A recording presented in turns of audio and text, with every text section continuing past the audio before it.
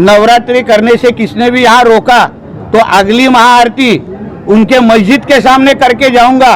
तुम्हारे ईद के टाइम पे हम लोग तकलीफ नहीं देते तो हमारे नवरात्रि के टाइम पे भी तकलीफ नहीं दे रहे, वरना ईद के दिन कभी पथराव होना चालू होएगा ना, ये सवाल भी पूछ नहीं पाएंगे। सुनो सलीम भाई, देखो ये छोटा टिनी, छोटा चेतन, नफरती चिंटू, इसके पास काम धंधा है नहीं, आए दिन आके बस मुसलमानों के खिलाफ अनाप शनाप बकवास करते रहता है और चाहता है किसी भी तरह मेरी पब्लिसिटी हो जाए।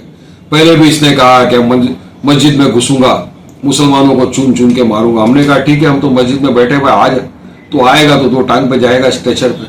फिर बोलने लगा 24 घंटे के अंदर हटा दो पुलिस को, सबको खत्म कर देगा। अरे क्या हलवा है, क्या हम लोग चूड़ियां पहन के बैठे हैं?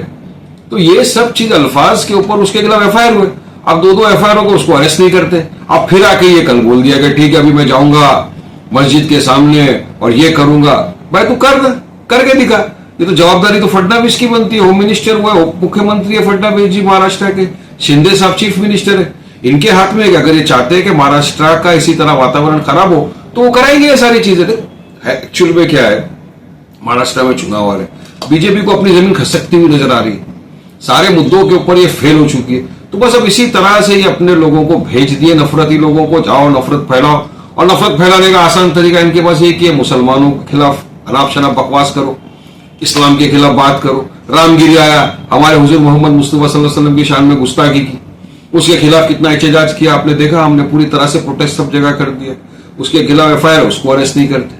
महाराष्ट्र के मुख्यमंत्री शिंदे साहब उसको बाजू में बिठा के बोलते स्टेज से कि इसका कोई बाल को भी हाथ लगाने नहीं दूंगा। इसके बारे में पूछते हैं फडणवीस जी को कॉन्क्लेव में, बोलते हैं नहीं हमने एफआईआर किया है ना। अरे एफआईआर तो 50 करते हैं, अरेस्ट क्यों नहीं करते?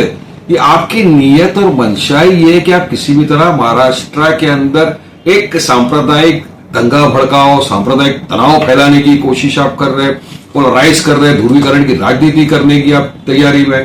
तो ये तो अगर महाराष्ट्र राज्य के अंदर कोई गड़बड़ी होती है, पूरी जवाबदारी चीफ मिनिस्टर की और होम मिनिस्टर देवेंद्र फडणवीस जी की होगी। रोकते क्यों नहीं है इनको, चलिए बताइए।